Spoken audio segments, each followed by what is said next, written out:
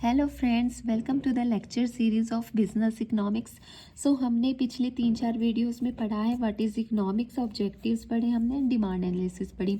आज हम most important chapter पढ़ेंगे इलास्टिसिटी ऑफ डिमांड, जिसमें से मोस्टली अगर आप बीकॉम कर रहे हैं या एमकॉम कर रहे हैं या फिर आप 11-12 में आपके पास इकोनॉमिक्स सब्जेक्ट है तो उसमें इस टॉपिक में से क्वेश्चन आता ही आता है। साथ के साथ अगर आप यूजीसी नेट की प्रिपरेशन कर रही हैं या एचपीएससी असिस्टेंट प्रोफेसर की आप तैयारी कर रहे हैं तो उसमें भी इसमें से क्वेश्चन ज़रूर आएगा ही आएगा, और यूजीसी नेट में भी हर बार इसमें से क्वेश्चन आता ही आता है। बेसिकली ये दोनों चैप्टर्स जो है इंटरलिंकिंग है। डिमांड एनालिसिस में हमने पढ़ा था कि ये हमको चेंज बताता है, मीन्स डिमांड में चेंज बताता है due to change in price, लेकिन कितना बताता है, किस अमाउंट में बताता है, वो हमें पता चलता है इलास्टिसिटी ऑफ डिमांड से। तो चलिए पढ़ते हैं elasticity of demand. So elasticity of demand basically tells us about the percentage change in demand due to percentage change in price। तो ये बेसिकली क्या है, क्वांटिटेटिव फिनोमिना है। जैसे जो हमने डिमांड एनालिसिस पढ़ा था वो एक क्वालिटेटिव फिनोमिना था कि वो हमें बता रहा था डायरेक्शन की, किस डायरेक्शन में मीन्स आपकी डिमांड बढ़ रही है या घट रही है due to change in price. But actual में कितनी घट बढ़ रही है वो हमें पता चलेगा इलास्टिसिटी ऑफ डिमांड से। So it explains the proportional change in the amount demanded of a good as a result of change in its price। So basically price में चेंज आने से किसी डिमांड में, किसी प्रोडक्ट की डिमांड में कितना चेंज आता है, that is elasticity of demand. Thus elasticity of demand refers to the percentage change in quantity demanded as a result of percentage change in price। Means कुछ परसेंटेज चेंज हुआ price में, उसकी वजह से एक पर्टिकुलर गुड है या commodity है, उसकी जो क्वांटिटी डिमांडेड है उसमें कुछ परसेंटेज चेंज हुआ। ओके, अब इसके कुछ टाइप्स आते हैं इलास्टिसिटी ऑफ डिमांड के। First one is price elasticity of demand, means price में चेंज आने से डिमांड में चेंज आना, वो इसमें हम स्टडी करेंगे। Income elasticity of demand, basically income में चेंज आने से डिमांड में कितना चेंज आया। Then cross elasticity of demand, it is related to the related goods that are supplementary and complementary goods, जो हम पुरानी वीडियोस में भी पढ़ चुके हैं। Then advertisement elasticity of demand, ये थोड़ा सा न्यू कंसेप्ट है। इसमें बेसिकली ज़्यादा कुछ नहीं है। इसमें क्या है कि एडवर्टीजमेंट में, एक्सपेंडिचर में आपने जो चेंज किया और उसकी वजह से जो आपकी डिमांड में चेंज आया, that is advertisement elasticity of demand. अब एक इम्पॉर्टेंट डेफिनेशन आती है इलास्टिसिटी ऑफ डिमांड की, जो कि डॉक्टर मार्शल ने दी थी। अगर आप इकोनॉमिक्स पढ़ते हैं तो आप ऑब्वियसली मार्शल का नाम हर जगह सुनेंगे, क्योंकि Marshall is the main person जिसने इकोनॉमिक्स को डीपली स्टडी किया था, और इन्होंने एक बुक लिखी थी that is principle of economics, और उसमें इन्होंने जो डेफिनेशन दी थी इलास्टिसिटी ऑफ डिमांड की, that is elasticity is a measure of responsiveness of one variable to change in another. Means response होना एक वेरिएबल के चेंज होने से दूसरे में। ओके, क्योंकि हम यहाँ पर दो वेरिएबल स्टडी कर रहे हैं, first one is price and another one is quantity demanded. So first one is price elasticity of demand. जैसे कि मैंने बताया कि प्राइस में चेंज आने से किसी भी कॉमोडिटी या गुड की डिमांड में चेंज आना, तो इसको हम रिप्रेजेंट करते हैं। यहाँ पर हमने माइनस का निशान लगाया है, क्योंकि हमें पता है कि प्राइस में चेंज आने से डिमांड में डिक्रीजमेंट होता है। अगर आपकी प्राइस बढ़ रहा है किसी भी प्रोडक्ट का तो उसकी डिमांड कम होगी, तो इसीलिए इन दोनों की जो है इनवर्स रिलेशनशिप है, और उसी वजह से यहाँ पे माइनस का साइन आएगा। तो यहाँ पर हम इलास्टिसिटी ऑफ डिमांड देखेंगे, percentage change in quantity demanded due to percentage change in price. Okay, अब प्राइस इलास्टिसिटी ऑफ डिमांड को पढ़ने के लिए हमें कुछ डिग्रीज पढ़नी पड़ेंगी, जिससे हमें पता चलता है कि एक्चुअल में डिमांड जो इलास्टिसिटी है डिमांड की, वो किस तरीके की है। So first one is perfectly elastic demand, means if there is a little change in price that will cause infinity change in the demand. Means अगर आपने प्राइस को थोड़ा सा भी चेंज किया है तो जो डिमांड है वो एकदम से या तो ज़्यादा हो जाएगी या कम हो जाएगी। मीन्स अगर आपने प्राइस में थोड़ा सा इंक्रीमेंट किया है तो आपकी डिमांड क्या पता ज़ीरो तक आ जाए, जिसको आप हैंडल भी नहीं कर सकते। मीन्स थोड़े से प्राइस में चेंज आने से आपकी डिमांड में एकदम से बहुत ज़्यादा चेंज आना, तो इसको हम इस तरीके से मेंशन करेंगे कि यहाँ पर जो इलास्टिसिटी ऑफ डिमांड है वो इन्फिनिटी है, हम मेज़र नहीं कर पाएंगे, क्या पता वो ज़ीरो तक चली जाए, और ज़रा सा प्राइस कम करने से क्या पता उसकी डिमांड कितनी तक चली जाए। ओके, तो इसका ग्राफ कुछ इस तरीके का बनेगा। यहाँ पर हम प्राइस शो करेंगे, यहाँ पर हम क्वांटिटी डिमांडेड करेंगे। ये जो टर्म्स हैं ये ग्राफ हो गया एंड दिस कोटेशंस, आप प्लीज़ इनको अच्छे से नोट डाउन कर लीजिएगा, क्योंकि ये 101% यूजीसी नेट के एग्ज़ाम में आते ही आते हैं, हर बार आता है ये। ओके, तो यहाँ पर हम डिमांड मेंशन करेंगे। जैसे ही आपने प्राइस में लिटल चेंज किया, मतलब लिटल चेंज, इतना थोड़ा सा ही चेंज हुआ कि हम उसको शो भी नहीं कर पा रहे हैं, हमको लग रहा है कि वो सेम ही है, और लिटल प्राइस में चेंज आने से डिमांड या तो एकदम ज़्यादा हो रही है या कम हो रही है, इवन तो वो ज़ीरो तक भी चली जाती है। So that is perfectly elastic demand, means price में लिटल चेंज की वजह से आपकी डिमांड में इन्फिनिटी चेंज आ जाए। So next is perfectly inelastic demand, means there is no change in the quantity demanded due to whatever the change in the prices. आप prices को कितना भी कम कर लीजिए या बढ़ा लीजिए, आपकी डिमांड पर कोई भी चेंज नहीं आएगा। ये मोस्टली होता है जो हमारे नेसेसिटी गुड्स होते हैं। जैसे हमने लास्ट वीडियो में भी देखा था कि अगर सॉल्ट है, आप उसका प्राइस कितना भी बढ़ा लीजिए, कितना ही कम कर लीजिए, कंज्यूमर तो उसको बाय करेगा ही करेगा, क्योंकि सब्जी में जितना नमक डलना है वो तो उतना ही डलेगा। तो इसका ग्राफ कुछ इस तरीके से रहेगा। इसकी जो डिमांड रहेगी दैट विल बी स्टैग्नेंट, उसमें कोई भी चेंज नहीं आएगा।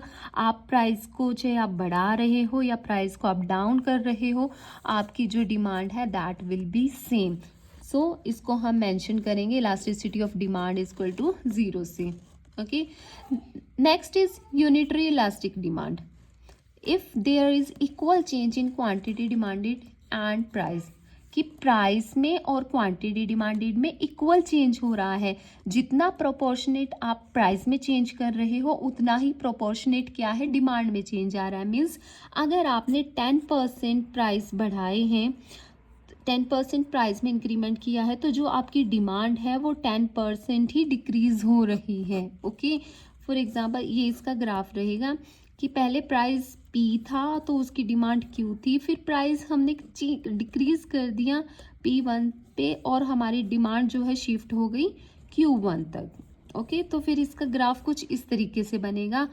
और मोस्ट इम्पॉर्टेंट थिंग, इस ग्राफ को हम बोलते हैं रेक्टेंगुलर हाइपरबोला। ये क्वेश्चन पेपर में आया हुआ है, kindly note it down. Okay, क्यों? क्योंकि आप कहीं भी इसका एरिया चेक करेंगे वो हर जगह से आपको सेम मिलेगा। तो जितना परसेंटेज प्राइस में चेंज हुआ, सेम परसेंट आपकी डिमांड में चेंज होगा, और आपकी इलास्टिसिटी ऑफ डिमांड जो है 1 के इक्वल रहेगी। So that is unitary elasticity of demand. Next is greater than unitary elastic और elastic demand. A given percentage change in price produce relatively more percentage change in demand. Means आपने price के साथ थोड़ी सी छेड़खानी की और जितना चेंज किया उससे ज़्यादा क्या है, डिमांड में चेंज आ गया। फॉर एग्जाम्पल, अगर आपने प्राइस को 5% बढ़ाया तो प्राइस में क्या है, रिलेटिवली आपके ज़्यादा प्राइस में अगर आपने 5% चेंज किया है तो आपकी डिमांड में रिलेटिवली ज़्यादा चेंज आ जाएगा, मान लो 10%। ओके, सो बेसिकली अगर आपने प्राइस में फॉर एग्जांपल अगर 5% कम किया है तो आपकी डिमांड जो है उससे रिलेटिवली थोड़ी सी ज़्यादा शिफ्ट हो जाएगी। तो इसको हम इस तरीके से नोट करेंगे कि elasticity is less then greater than 1। Next is less than unitary elastic or inelastic demand, means a given percentage change in price produce relatively less percentage change in demand. इसमें तो क्या था कि ज़्यादा चेंज आ रहा था प्राइस से, but यहाँ पर क्या होगा, हम प्राइस को फॉर एग्जांपल 10% बढ़ाएंगे तो हमारी जो डिमांड है वो थोड़ी सी ही चेंज होगी, फॉर एग्जांपल 5% में चेंजमेंट आ जाएगा। ओके, मीन्स यहाँ पर तो क्या था कि प्राइस से ज़्यादा चेंज आ रहा था डिमांड में, बट यहाँ पर जो है प्राइस से कम चेंज आएगा डिमांड में। ओके, प्राइस आप एकदम से ज़्यादा कर भी दोगे तो भी जो डिमांड है वो थोड़ी सी ही शिफ्ट होगी, ज़्यादा शिफ्ट नहीं होगी। तो इसको हम इस तरीके से नोटेशन करेंगे कि elasticity is less then 1। Okay, so basically ये थे हमारे degrees of measuring elasticity of demand. अब आते हैं हमारे कुछ मेथड्स। हमारे सामने कुछ मेथड्स आते हैं जिन मेथड्स के थ्रू हम जो है प्राइस इलास्टिसिटी ऑफ डिमांड को मेज़र कर सकते हैं। तो हमारे सामने है 5 basically methods: total expenditure method, proportionate और percentage method, price elasticity of demand method, arc elasticity and revenue method. हम इन पांचों मेथड्स को क्या है डिटेलिंग में पढ़ेंगे। तो आइए फर्स्ट मेथड पे, टोटल एक्सपेंडिचर मेथड। नाम से ही क्लियर है टोटल एक्सपेंडिचर, जिसमें हम एक्सपेंडिचर को इंक्लूड करके चलते हैं। एक्सपेंडिचर के बेस पे हम निकालते हैं कि क्या मीन्स प्राइस इलास्टिसिटी रहेगी डिमांड की, और ये कंसेप्ट दिया था डॉक्टर मार्शल ने। तो एक्सपेंडिचर क्या होता है? Expenditure is basically that amount जो आप एक कोई भी कॉमोडिटी है, कोई भी गुड है, उसकी सारी यूनिट परचेज करने में जितना आप एक्सपेंडिचर लगाते हैं, so that is expenditure, total expenditure. For example, मैंने ये पेन है, इसकी 10 यूनिट्स को परचेज़ किया, तो जितना मैंने 10 यूनिट्स को परचेज़ करने में अमाउंट को खर्च किया, तो that is my total expenditure method. So इसकी भी हमारे सामने कुछ 3 सिचुएशन आती हैं कि या तो हमारा टोटल एक्सपेंडिचर चेंज होगा कि नहीं होगा। बेसिकली अगर हम प्राइस को फ्लक्चुएट करते हैं, प्राइस को घटाते बढ़ाते हैं, तो हमारे टोटल एक्सपेंडिचर पे क्या चेंज आता है, तो वो 3 सिचुएशंस आएंगी हमारे सामने। First one is unity. Unity में क्या होगा? अगर हम प्राइस को बढ़ा देंगे या घटा देंगे, तो हमारे जो टोटल एक्सपेंडिचर है उसमें कोई भी चेंज नहीं आएगा। चाहे आप प्राइस को बढ़ा लो, चाहे आप प्राइस को घटा लो, आपका total expenditure will be no change. Then second situation हमारे सामने आती है ग्रेटर देन यूनिटी, कि अगर आप प्राइस को घटा रहे हो तो आपका जो टोटल एक्सपेंडिचर है वो बढ़ जाएगा। तो यहाँ पर रहेगी हमारी इन्वर्स रिलेशनशिप। चाहे आप प्राइस को घटा लो, चाहे आप बढ़ा लो, तो जो टोटल एक्सपेंडिचर है उस पर उसका उल्टा इफेक्ट होगा। मीन्स अगर आप उसको इंक्रीज करोगे, प्राइस को इंक्रीज करोगे, तो टोटल एक्सपेंडिचर आपका डिक्रीज हो जाएगा।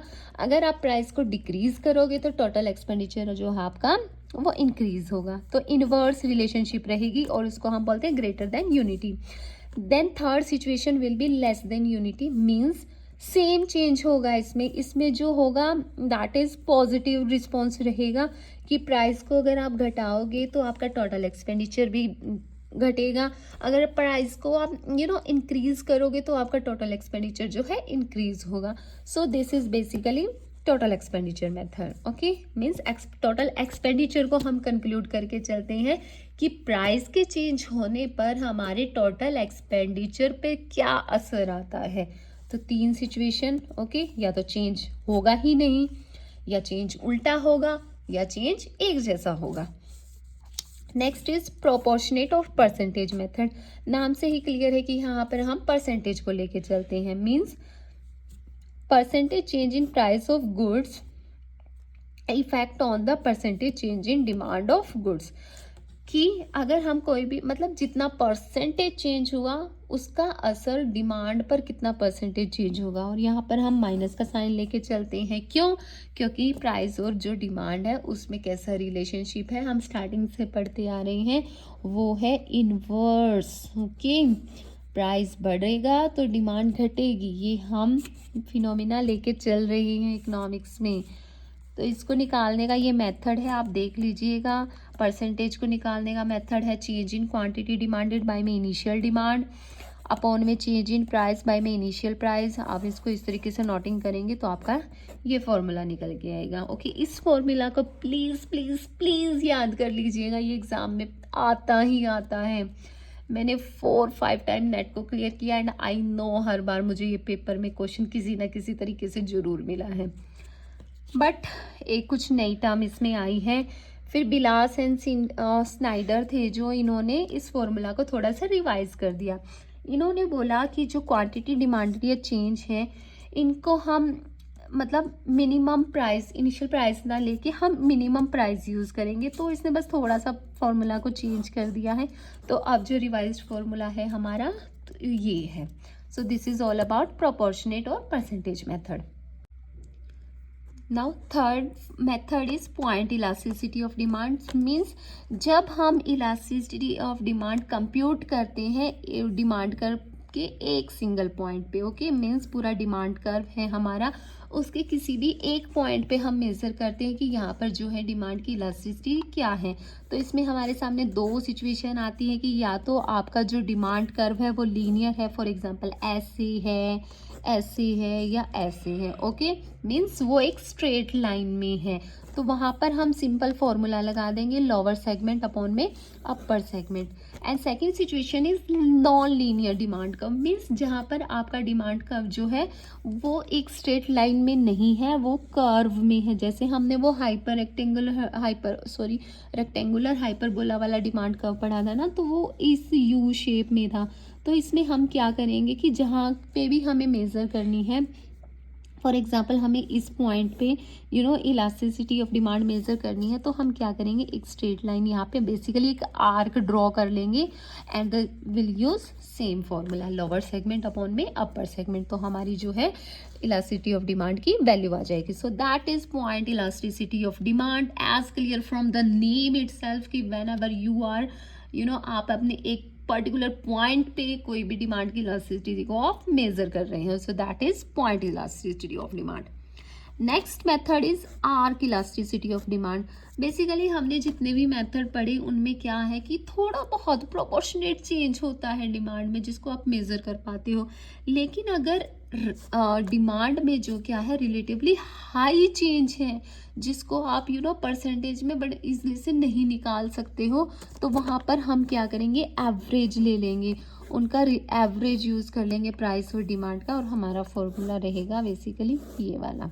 Okay, please learn it, note down कर लो formula, that is Q quantity, P is price. Okay, next is revenue method. यहाँ पर हम रिवेन्यू को यूज़ करते हैं। रिवेन्यू इज़ बेसिकली कि जितना भी आपने किसी भी प्रोडक्ट को सेल किया, उससे जो अमाउंट आई और उसमें से हम जो है कॉस्ट को माइनस कर देंगे। So sale proceed that a firm obtain by selling its product, it's called revenue. तो इसका जो इलास्टिसिटी ऑफ डिमांड का फॉर्मूला है ये रहेगा एवरेज रिवेन्यू बाय में margin revenue. Please learn all the formulas, note down कर लीजिए इन फॉर्मूलाज को, पेपर में ये इसी तरीके से आते हैं। नेक्स्ट इज हमने प्राइस इलास्टिसिटी ऑफ डिमांड पढ़ लिया कि प्राइस की वजह से डिमांड में चेंज आना। अब हम हमारा सेकंड इलास्टिसिटी का मेथड पढ़ते हैं, that is income elasticity of demand. Means income की वजह से हमारे डिमांड में चेंज आना। इनकम में कुछ भी चेंज हो रहा है तो उससे हमारी जो डिमांड है, क्वांटिटी डिमांड है, उस पर क्या असर पड़ेगा। तो इनकम को बेसिकली हम वाई से डिनोट करते हैं। In income elasticity of demand, percentage change in quantity demand let's to percentage change in income. Means income की वजह से ये हमेशा ऊपर वाला जो होता है वो डिपेंडेंट वेरिएबल होता है और नीचे जो होता है वो इंडिपेंडेंट वेरिएबल होता है। मीन्स इसमें चेंज आने से ऊपर वाले में चेंज आएगा, ऊपर वाले में चेंज आने से नीचे वाले का कोई लेना देना नहीं है। ओके, सो ये हमारा फॉर्मूला रहेगा। अब इसमें भी कुछ सिचुएशन आती है कि या तो वो पॉजिटिव होगा या नेगेटिव होगा या फिर नो चेंज होगा, ज़ीरो होगा। ओके, तो पॉजिटिव में भी हमारे पास सिचुएशन आती है। पॉजिटिव मीन्स इनकम बढ़ेगी और डिमांड भी आपकी बढ़ेगी, तो उस सिचुएशन को हम बोलेंगे positive income elasticity of demand. अब इसमें हमारे पास तीन सिचुएशंस आती हैं। Income elasticity greater than unity, ऐसे डिनोट करेंगे। Means more change in demand. Okay, कि प्राइस में थोड़ा सा इंक्रीमेंट हुआ, इनकम में थोड़ा सा इंक्रीमेंट हुआ और आपने डिमांड में ज़्यादा बढ़ा दी। फॉर एग्जांपल, अगर आपने इनकम में 10% इंक्रीज हुआ है तो आपने डिमांड को 20% बढ़ा दिया। सेम उसमें बढ़ेंगे, दोनों इंक्रीज होंगे, इनकम बढ़ेगी और डिमांड भी बढ़ेगी, लेकिन जो डिमांड है वो रिलेटिवली ज़्यादा परसेंटेज से बढ़ेगी rather relatively to income. Next is income elasticity equal to unity. Same change आएगा, मीन्स जितनी परसेंटेज से आपकी इनकम बढ़ेगी उतनी ही परसेंटेज से आपकी डिमांड बढ़ेगी। मीन्स अगर आपकी इनकम 10% बढ़ी है तो आपने डिमांड भी 10% बढ़ाई है। Then income elasticity less than unity means less change in demand, कि आपकी इनकम में तो ज़्यादा चेंज आ गया लेकिन डिमांड में आपने थोड़ा सा ही चेंज किया। ओके, लाइक 10% आपकी डिमांड बढ़ गई है, सॉरी इनकम बढ़ गई है, तो आपकी जो डिमांड है उसमें आपने सिर्फ 5% ही चेंज किया है। ओके, तो ये तीन सिचुएशन, तीनों में क्या है, इनकम बढ़ रही है तो डिमांड बढ़ रही है, तो दैट इज पॉजिटिव। ओके, अगर सेम तरीके से बढ़ रही है, सेम परसेंटेज बढ़ रही है, तो that is equal to unity. अगर आपने डिमांड को ज़्यादा बढ़ा दिया इनकम के मुकाबले, that is greater than unity. लेकिन अगर आपने डिमांड में थोड़ा सा ही चेंज किया इनकम के बजाय, तो that is less than unity. Next is negative income demand, means there is inverse relationship. अगर आपकी इनकम बढ़ रही है तो आप डिमांड को क्या है, डिक्रीज कर रहे हो, तो यहाँ पर हमारा जो रिलेशन रहेगा इनकम और डिमांड का वो इनवर्स रहेगा। इलास्टिसिटी ऑफ डिमांड क्या रहेगी हमारी, जीरो रहेगी। अब आता है zero in elasticity of demand, sorry जो हमारी इनका इलास्टिसिटी ऑफ डिमांड रहेगी वो लेस देन जीरो रहेगी। Okay, next is zero in elasticity of demand, means no change in demand. आपकी इनकम घटे या बढ़े, डिमांड पे मैम हम कोई भी चेंज नहीं करेंगे, सो that is zero in elasticity of demand, means income का कोई भी इफेक्ट नहीं पड़ रहा है डिमांड पे। Next comes to cross elasticity of demands. ये कंसेप्ट बेसिकली लाइक करता है रिलेटेड गुड्स के मैटर में। रिलेटेड गुड याद होंगे आपको, वो supplementary and complementary goods, tea and coffee, car and petrol basically. So means कि एक प्रोडक्ट के, एक गुड के प्राइस में चेंज आने पर दूसरे प्रोडक्ट की क्वांटिटी डिमांडेड में चेंज आना, that is percentage change in quantity demanded of X, means कोई एक्स कोई भी एक क्या बोलते हैं गुड्स है, due to percentage change in price of Y, means quantity demanded of petrol के डिमांड में चेंज आना कार के प्राइस बढ़ जाने या घट जाने से, ठीक है। या फिर आप यूँ कह लो कि कार के क्वांटिटी डिमांडेड में चेंज आना पेट्रोल के प्राइस बढ़ जाने या घट जाने से। ओके, तो यहाँ पे क्रॉस इलास्टिसिटी ऑफ डिमांड को हम इस तरीके से मेजर करेंगे। ये हमारा फॉर्मूला रहेगा। यहाँ पर पी वाई बेसिकली क्या है, original price of good Y जो पहले प्राइस था, फिर चेंज इन हुआ कि प्राइस में चेंज आया। Q x is basically original quantity demanded of x and Q change in Q x is change in quantity demanded of x. तो ये फॉर्मूला प्लीज़ आप याद कर लीजिएगा। अब इसमें भी हमारे सामने तीन सिचुएशंस आती हैं, positive cross elasticity, negative and zero. Positive किसके केस में होगी, सब्स्टिट्यूट के केस में, कि अगर हम एक्स के प्राइस को बढ़ा देंगे तो जो क्वांटिटी वाई है वो बढ़ जाएगी। फॉर एग्जांपल अगर हमने कॉफ़ी के प्राइस बढ़ा दिए तो लोग शिफ्ट हो जाएंगे टी पर। ओके, वो टी की डिमांड ज़्यादा करेंगे। Next is income negative cross elasticity of demand, ये होता है हमारे कॉम्प्लीमेंट्री गुड्स में। ओके, कि अगर हम प्राइस एक एक्स कॉमोडिटी है कोई, उसका प्राइस बढ़ा देंगे तो जो क्वांटिटी डिमांडेड है वाई की दूसरे प्रोडक्ट की, वो क्या है, कम हो जाएगी। Next is zero elasticity of demand, जिसमें कोई भी चेंज नहीं आता, मींस एक दूसरे के प्राइस या घट जाने बढ़ जाने से दूसरे प्रोडक्ट की क्वांटिटी डिमांडेड में कोई भी चेंज नहीं आता, that is zero elasticity of demand. Okay, and our last one is advertisement elasticity of demand, means advertisement की वजह से, एडवर्टीजमेंट एक्सपेंडिचर्स की वजह से हमारे डिमांड में जो चेंज आता है वो that is advertisement elasticity of demand. Simple सी बात है, जितना ज़्यादा आप एडवर्टीजमेंट पर एक्सपेंडिचर करेंगे आपकी डिमांड उतनी ही बढ़ेगी। सो इसका फॉर्मूला रहेगा ये, percentage change in sales due to percentage change in advertisement expenses. तो इसका बेसिकली पॉजिटिव रिलेशन रहेगा, क्योंकि जितना आप एडवर्टीजमेंट पे खर्चा करेंगे उतनी ही आपकी जो है सेल्स वो बढ़ेगी। सो that is all about the elasticity of demand. हमने इसमें बेसिक कंसेप्ट पढ़े, हमने इसमें डेफिनेशंस पढ़ी, हमने चारों पढ़े, ठीक है। प्राइस इलास्टिसिटी ऑफ डिमांड पढ़ा, जिसमें हमने डिग्रीज पढ़ा और इसके मेथड्स पढ़े। ओके, आप रिवाइज कर लीजिएगा। इनकम में हमने देखा उसकी भी कुछ वो थी, डिग्रीज थी। फिर क्रॉस इलास्टिसिटी की एक दो प्रोडक्ट्स का एक दूसरे पे क्या असर पड़ता है, then advertisement. Okay, so this is all about the elasticity of demand. If you need the detail notes, we have books available, kindly DM us on the Instagram page with the same name, Alpha Commerce Academy, and kindly do share and follow our pages और YouTube channel subscribe कीजिए, इसको share कीजिए। हम ऐसे ही new और आपके जो knowledgeable videos हैं वो डालते रहेंगे। जितना भी सिलेबस है, I will try to cover every each and everything in simplest way. आपको इससे simple I don't think so कि कहीं मिलेगा। इतनी बड़ी बड़ी बुक्स हैं जिनको मैंने सिर्फ 2-3 पेजेस में कंक्लूड कर दिया है। So thank you and happy learning and all the best.